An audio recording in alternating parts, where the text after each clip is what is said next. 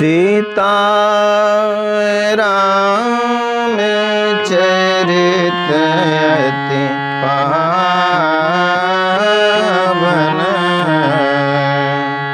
मधुर सरस रूपति मन भावन।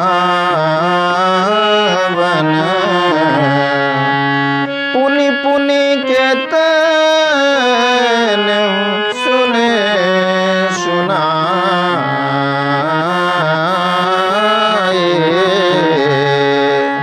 किए की प्यास बुझत न बुझाए।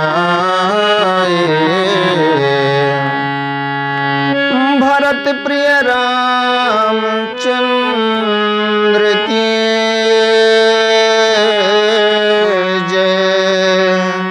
उमापति महादेव की जय, पवन सुत हनुमान की जय। परम आदरणीय श्रोतागण, सादर नमन। आशा करता हूँ आप स्वस्थ एवं प्रसन्न मुद्रा में होंगे। आज आपके समक्ष प्रस्तुत है राधे श्याम रामायण का अगला प्रसंग। पूर्व के प्रसंग में हमने देखा भरत जी ने माँ से, माँ का जो पद था वह जो इतना महीन रिश्ता होता है, इतना नाजुक रिश्ता है, प्रभु श्री राम के कारण तोड़ दिया है। कहते हैं, गोस्वामी जी ने कहा है, जाके प्रिय न राम वैदेहि तजियो ताहि कोटि वैरी सम यद्यपि परम स्नेही। जिसको राम और सीता प्रिय नहीं हो, उन्हें ऐसे लोगों को करोड़ों दुश्मन के समान त्याग देना चाहिए। कैसे? उन्होंने उदाहरण दिया है, बलि गुरु तज्यो। राजा बलि ने गुरु का त्याग कर दिया था। बलि गुरु तज्यो पिता प्रहलाद, प्रहलाद जी ने पिता को छोड़ दिया था। बलि गुरु तज्यो पिता प्रहलाद, बंधु भरत महतारी। और भाई के लिए भरत जी ने माता का त्याग किया था। मातृपद से माँ को च्युत कर दिया था। कंत ब्रज बनि तनि तज्यो, कंत ब्रज बनि तनि। ब्रज की वनिताओं ने अपने पतियों का त्याग कर दिया था जब श्री कृष्ण की भक्ति पर उन्होंने रोक लगाई थी। आइए देखते हैं, उन्होंने रिश्ते को तो झकझोर दिया है, तोड़ दिया है, लेकिन कैकेयी जी का हृदय परिवर्तन हो चुका है। माया के वशीभूत जो भवितव्यता थी, जो होना था वह हो गया, लेकिन अब जो कैकेयी का मातृ हृदय था, जो एक रानी का दायित्व था, अब वे दायित्व बोध में आ गई हैं। आइए देखते हैं आगे का प्रसंग। माँ के भीतर इस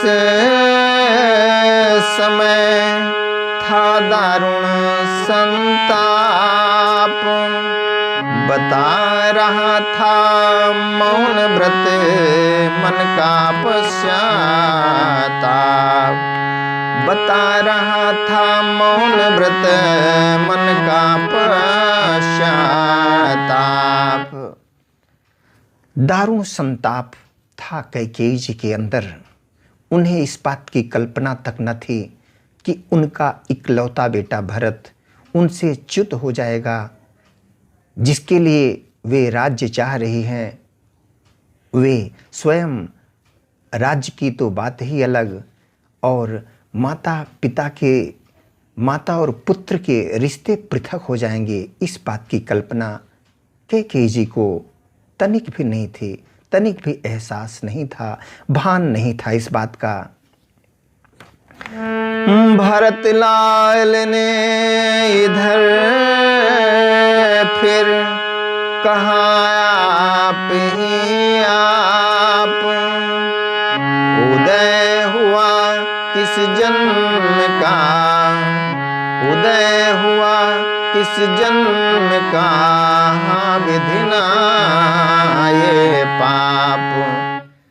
भरत जी यद्यपि उन्होंने मां पर अपना रोष तो जताया है, प्रभु श्री राम से उन्हें विमुख करने के प्रयास पर अपनी प्रतिक्रिया तो दे दी है, लेकिन उनका मन शांत नहीं हुआ है, ग्लानि से भरे हुए हैं। वे कह रहे हैं, हाय विधाता, मेरे किस जन्म के पाप का उदय हो गया है जो इस प्रकार का दिन अपने सामने है। सोच रहे हैं वे, ग्लानि से भरे हुए हैं। वह सुकुमारी सीता माता वन में क्यों कर रहती होंगे, कैसे वर्षाया कड़ी धूप वन में क्यों कर रहते होंगे, कैसे वर्षा या कड़ी धूप सिर पर अपने सहते होंगे।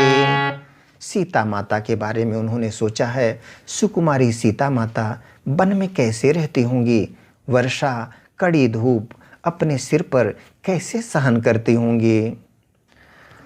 दिन में तपती बालू में चल अत्यंत विकल होते होंगे, रजनी में सूखे पत्तों पर या कांटों पर सोते होंगे। हाय, दिन में तपती हुई बालू पर चलना पड़ता होगा, सीता माँ को अत्यंत विकल हो जाती होंगी। रात्रि में सूखे पत्तों या कांटों पर सोना पड़ रहा होगा। वन में श्री राम सदृश भाई, सौमित्र सरीखा भ्राता हो, वन में श्री राम घर में कुबरी सी दासी हो, कैकेयी जैसी माता हो। वन में प्रभु श्री राम जैसे भाई चले गए हों, हाय मेरा जीवन। और लक्ष्मण जी जैसा, सौमित्र अर्थात लक्ष्मण जी जैसा भाई श्री राम के साथ वन में हो, घर में कुबरी जैसी दासी हो, कितना दुर्भाग्य, कुबरी जैसी दासी और कैकेयी जैसी माता। अभी मेरा दुर्भाग्य, मेरा अभागापन समाप्त नहीं हुआ। इतने दुख पर यह वज्र गिरा, छोड़े हैं प्राण पिताजी ने, क्या यही देखने को धारा नर जीवन मुझे दुर्भाग्य ने। इतना विधाता को पर्याप्त नहीं लगा, इसलिए पिताश्री ने प्राण छोड़ दिए हैं। यह वज्र गिरा मेरी जिंदगी में, क्या यही सब देखने को मैंने नर जीवन दुर्भाग्य के रूप में धारण किया इस धरती पर। ग्लानि की पराकाष्ठा पर पहुंच रहे हैं वे, इतनी ग्लानि कि अब वे कह उठे, शत्रुहन किनारे सरयू के, मुझको भी तुम पहुंचा देना, हो जब भी पिता का दाह कर, मेरी भी चिता जला देना। हे शत्रुघ्न, शत्रुघ्न जी से कह रहे हैं, सरयू के किनारे मुझको पहुंचा देना भैया। जब भी पिताजी का दाह कर्म हो, मेरी भी चिता वहीं जला देना, वही मेरे लिए अच्छा रहेगा। ऐसा जीवन किस काम का। यह कह कर आवेश में खड़ा लिया निकाल, इतने ही में ध्वनि हुए, यह क्या मेरे लाल। इतना कहने के बाद शत्रुघ्न जी से अपनी इच्छा जताने के बाद कि वे पिताजी के दाह कर्म के साथ ही उनका भी दाह कर्म चिता जला देंगे सरयू किनारे, उन्होंने तुरंत खाड़ा उठाया है, तलवार या इसी तरह कुछ धारदार हथियार उठा लिया है। और जैसे ही उनके हाथ में वह धारदार हथियार आया है आत्महत्या के लिए, तो कौशल्या माँ दौड़ पड़ी हैं यह देखकर। कौशल्या ने दौड़ कर पकड़ा ज्यों ही हाथ, कैकेयी ने भीत में मारा अपना हाथ। कौशल्या जी ने दौड़कर हाथ पकड़ लिया है भरतलाल जी के, और इसी समय कैकेयी ने बड़े जोर से अपने हाथ को दीवार से पटक दिया है। इतनी ग्लानि, उन्होंने सोचा क्या अनर्थ हुआ मुझ माँ से। बेटे के जीवन में क्या करना चाहते थे, क्या सोच थी और हुआ क्या। कौशल्या जी ने समझाया है भरतलाल जी को, हे भरतलाल, तुमने माँ की देखे नहीं दशा क्या है। हे भरतलाल, तुमने माँ की देखे नहीं दशा क्या है। बच्चे तुम जान नहीं सकते, मैया में कितनी ममता है। बेटा भरत, तुमने अपने माँ की दशा देखी नहीं है, तुम जान नहीं सकते तुम्हारी मैया में कितनी ममता है।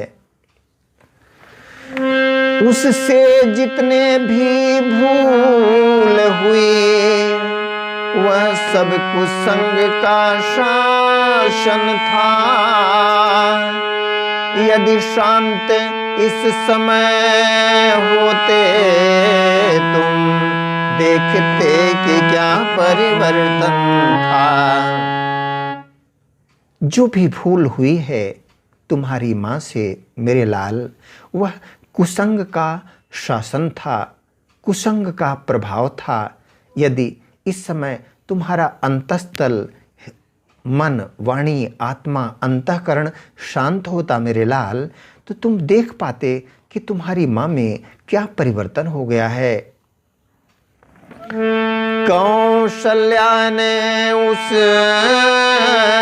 समय बार बार कर प्यार, वचन इस तरह भरत से कहे समय अनुसार। कौशल्या जी ने उस समय बार बार भरत जी को लाड़ प्यार किया है, दुलारा है, पुचकारा है, और समय के अनुसार आगे यह बात उन्होंने प्रकट की है। हे मेरे हृदय प्राण मेरे, क्यों आत्मघात पर तत्पर है। हम सब दुखियों का जीवन अब तेरे जीवन पर निर्भर है। हे मेरे हृदय, मेरे प्राण, मेरे लाल भरत, क्यों आत्मघात करने जा रहे हो। हम सभी दुखी अयोध्या वासियों का जीवन अब तो तेरे जीवन पर अवलंबित है बेटा मेरे लाल। आसरा राम तन का है तो जीवन का भरत सहारा है। यदि वह नैनों का तारा है तो तू प्राणों का प्यारा है। यदि मुझे राम के तन का आसरा है तो जीवन का, इस जीवन का ये भरत सहारा है लाल। समझो माँ की बात को। यदि वह राम मेरे नैनों का तारा है तो तू मेरे प्राणों का प्यारा है लाल। अब रही बात कैकेयी के, वह भी तो दुख उठाती है। होनी जब सिर पर आती है, मति से भांति कट जाती है। लाल, अब यदि कैकेयी की बात करूं तो वह भी तो दुख के समुद्र में, दुख के सागर में गोते लगा रही लाल। उसके दुख का ठिकाना नहीं।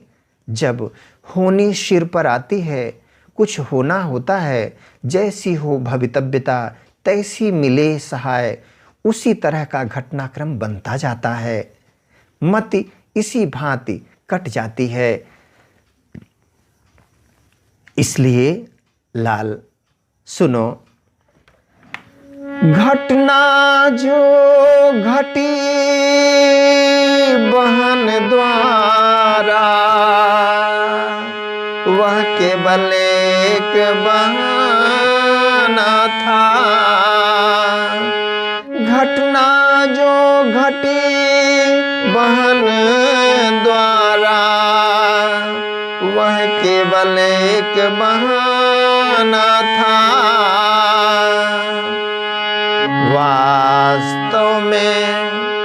वास्तव में मृत्यु नृपति के थे। वास्तव में मृत्यु नृपति के थे, रघुनंदन को बन जाना था। जो घटना कैकेयी बहन के द्वारा, जिस घटना की निमित्त कैकेयी बहन बन गई, वह तो एक बहाना था लाल। वास्तव में मृत्यु नृपति की थी। महाराज जी की जो मृत्यु थी वो सुनिश्चित थी और रघुनंदन को बन जाना ही था। इसलिए ऐसा घटनाक्रम बन पड़ा है लाल। कितना समयोचित मधुर था यह सद उपदेश, फिर भी व्याकुल भरत का हरान उसने क्लेश। कितनी समयोचित उपदेश की बात कौशल्या जी ने की है भरतलाल जी से, लेकिन उनका जो क्लेश था अभी समाप्त नहीं हुआ। बोले इसमें एक है मर जाने की बात, होगा बादल के बिना बिजली का उत्पात। भरत जी ने कहा है इसमें एक ही बात है, इस घटनाक्रम में एक मर जाना ही विकल्प दिखता है। अब मुझसे ये विधि की प्रतिकूलता, इतना प्रतिकूल घटनाक्रम सहा नहीं जाता और ऐसा लगता है कि मृत्यु ही समाधान है। क्या बादल के बिना बिजली का अस्तित्व नहीं रहता? क्या ये भरत नहीं रहा अयोध्या में तो क्या अयोध्या का जीवन नहीं चलेगा? इन्हीं ग्लानिपूर्ण शब्दों के साथ आज आज्ञा दें। मिलेंगे अगले प्रसंग में। तब तक के लिए आप स्वस्थ रहें, खुशहाल रहें। वीडियो देखने के लिए धन्यवाद एवं आभार। जय हिंद, जय जगत। आपका जीवन मंगलमय हो।